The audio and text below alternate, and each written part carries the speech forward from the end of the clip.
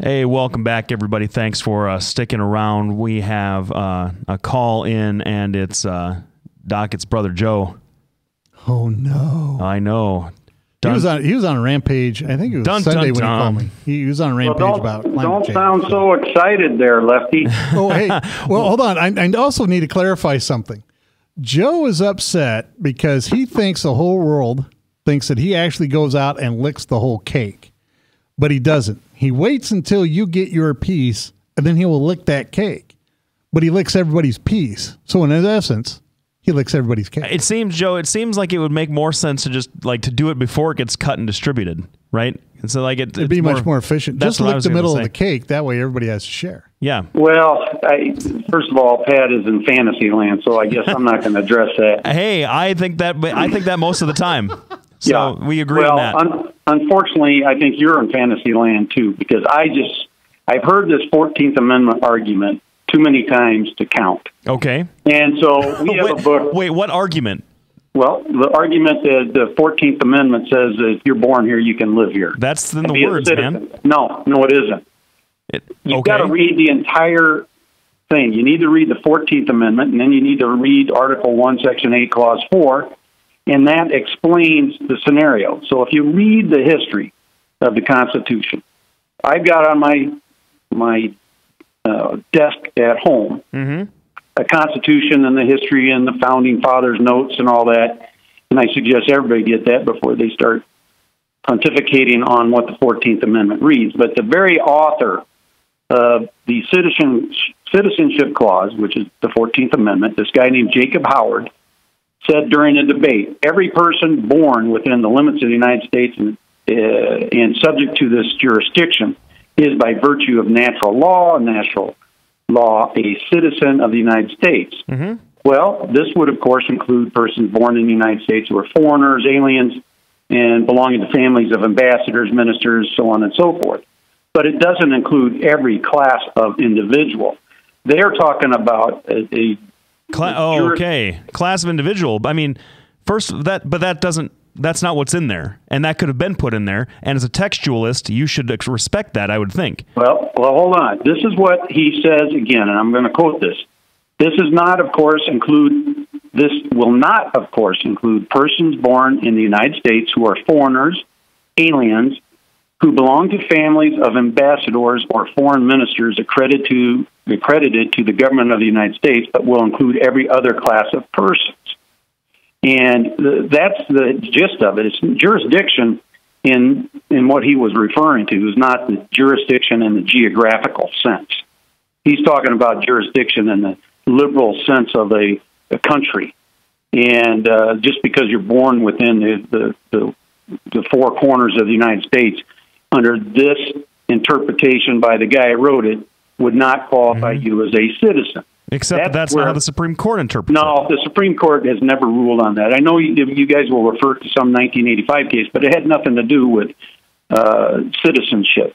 And it had something to do with the other, either like due process, due a person who was a foreign-born individual. It does not have anything to do with the Supreme Court saying, yes, you're born here, you are a citizen. All persons born or naturalized. The reality is all persons born or naturalized in the United States and subject to the jurisdiction thereof are citizens of the United States and of the state wherein they reside. That's it. And that's it. Well, you also got to read it with Article 1, Section 8, Clause 4, and it says, the Congress shall have power to establish uniform rule of naturalization. Now, to me, that means Congress has that power, not the Supreme Court, and not the President with his pen and whatever else. Okay, so are you saying to me that a child born here is an immigrant somehow when clearly the 14th Amendment says that that's not how it works, and you're talking about the Congress establishing rules of naturalization for folks that move here voluntarily? That is, I mean, you're talking about two separate things. Absolutely, no, well, they're not connected together. At all. You can't read those exclusively, and I think that's what you're doing. And you're reading them exclusively so you can accomplish an argument that makes no sense.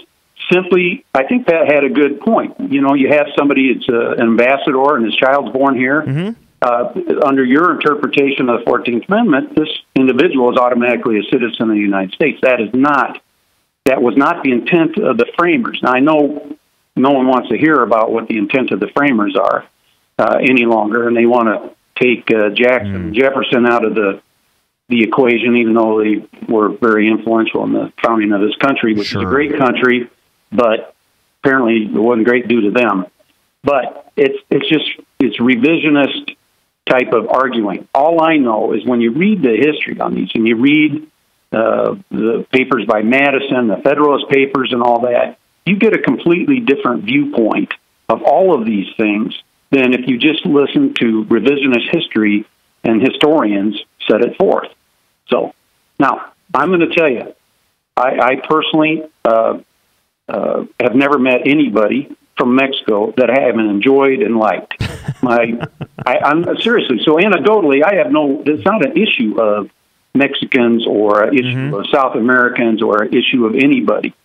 But I think the biggest problem I have is you come here illegally, you're breaking our law. Now, the other thing I think you need to know about is if you've read the Mexican Constitution, it says if you're a Mexican and you're born out of the country, you're still a resident of Mexico or a citizen of Mexico.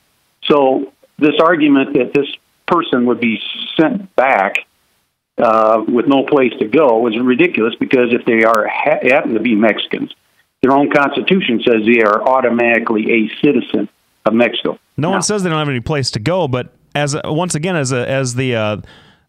staunch conservative that you are, why are you talking about international law, buddy? I mean, what bearing does that have on the Constitution? I mean, I just read you the 14th Amendment. You read me the 14th Amendment? Yeah, I read you the 14th Amendment. I just read it to you. You read me Article 1, Section 8. Back.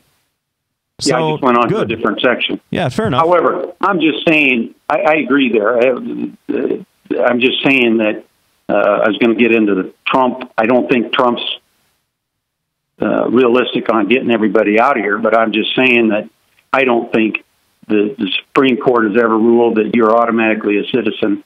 And are we talking 11.5 million or 15 million kids born here? We're talking, what, 200,000 or 300,000 a year? I don't think the focus should be on the kids. I just don't like hearing that the 14th Amendment authorizes that. We just have to agree to disagree on that. Sure. Well, hey, if you can cite me where in that 1985 case, and I assume that's when you're referring to, it says that they're citizens by virtue of being born here, then I'll eat crow. In fact, I will apologize on air.